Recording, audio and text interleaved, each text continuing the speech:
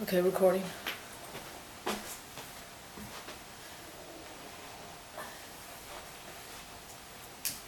Okay, Ursula. What sort of previous experiences made you excited to tackle Aquarium of the Bay's new otter exhibit?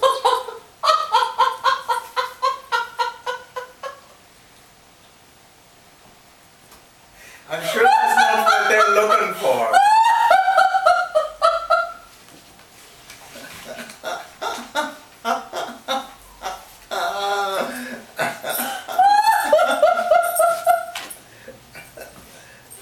Rosie, this is completely inappropriate. You're stealing the show.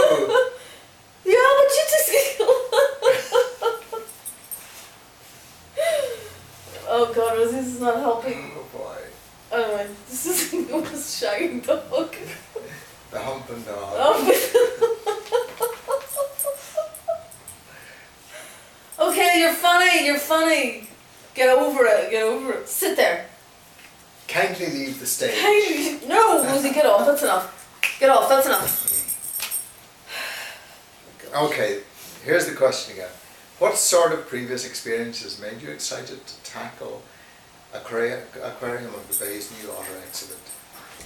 Well, I think because EHD had been the architect of the building originally in the early 90s, it's really exciting for us to go back and to work on a project that we're heavily invested in, and that we really want to look after the well-being of the client and make sure that we're nurturing them along in their development as a great public institution. So that was exciting for us.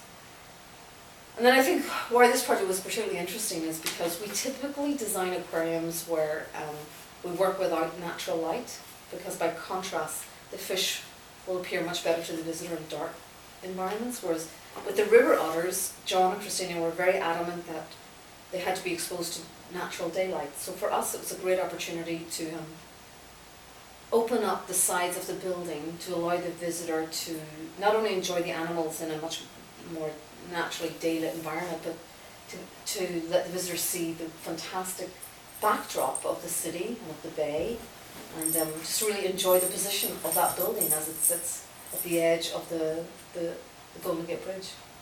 So I think that was something I was really interested in.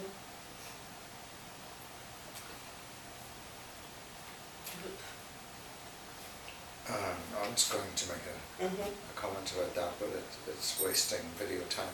No, I was just saying that you said we typically create dark environments to create a contrasting, but in this instance we're not doing that. Is that what you're saying? Yeah, that's what I was talking about, the daylight. Oh, okay.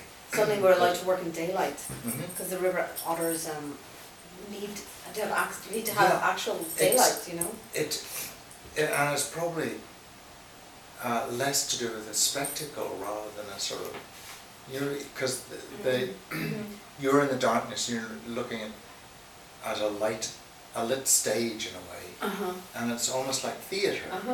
When you see the fish. And that's very much a spectacle, but this is a more natural encounter with it, rather than being a spectacle. You're sort of, it's sharing the same space.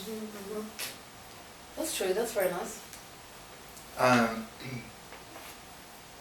How does building an exhibit on a pier differ from building something inland?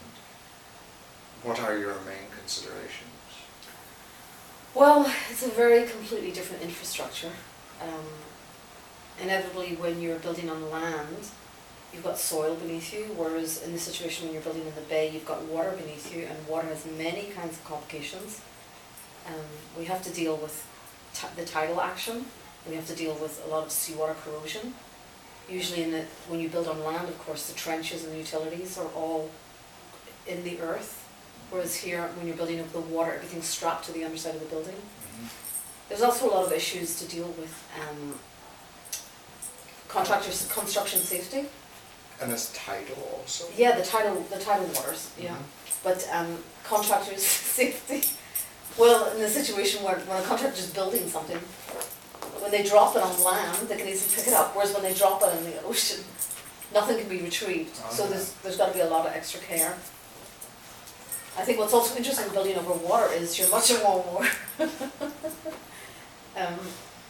you have to be a lot more engaged with the natural habitat that surrounds you, you know, because from anything from sardines to bats, you know, it could be part of the environment of the animals that you've got to be working with. Mhm. So it's a lot more difficult to build over water, certainly, than it would be to build on land. This is an aside, Yeah. but would you actually create like a walled area so that you're working in dry?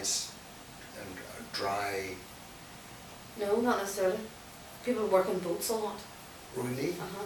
So you don't actually build a wall No. that keeps out the seawater, and then you've got a dry situation to, No. to build Well, in? when the exploratorium was being built.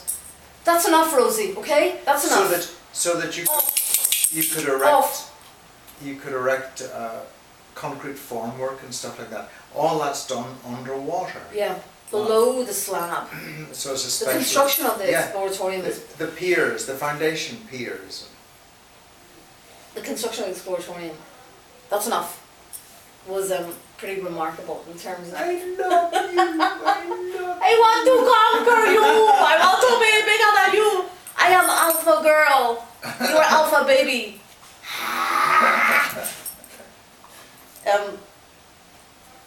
They built like rafts and platforms that they suspended from the underside of the slab Yeah. for guys to work in. So the safety conditions are a lot more difficult.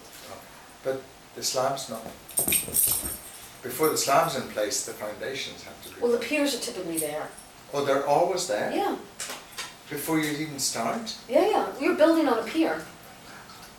Yeah, in a situation like Oh, this, and those, they're building on existing piers. those piers, foundation can naturally carry the weight of your superstructure.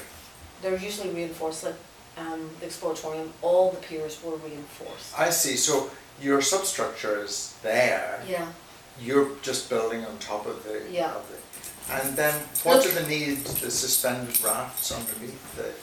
Well, in the exploratorium they made a lot of openings in the floor for a variety of reasons. Okay. You know, but I'm thinking really I outside see. the building, you know, Okay. special circumstances, Uh, where they were connecting connecting floor planes together. You know, I remember going by and there's large depressions and that's where you saw people were working underneath, I see. either in a boat or something. But it's, But to do that, to cut holes, you're cutting holes in reinforcement, and you're compromising the reinforcement. the whole thing has got to be re-engineered. Oh, wow. Significant amount of costs were invested, like 1/5 of the project budget might have been just in reinforcing the existing piers for the exploratorium project. Quit eating that! Good. Well, what is the process when you begin working on something like this otter exhibit? Usually the first most critical thing is to understand the goals and the intentions for the client. Mm-hmm. You want to sort of establish what their priorities are and what they want the exhibit to achieve. You know, whether it's increasing the visitor stay time or increasing the number of visitors they get per year, or just adding to the excitement of the visitor experience for the folks that are visiting. So it's important to establish that. Establishing the program is really critical, knowing how many animals do they want to have on exhibit, how the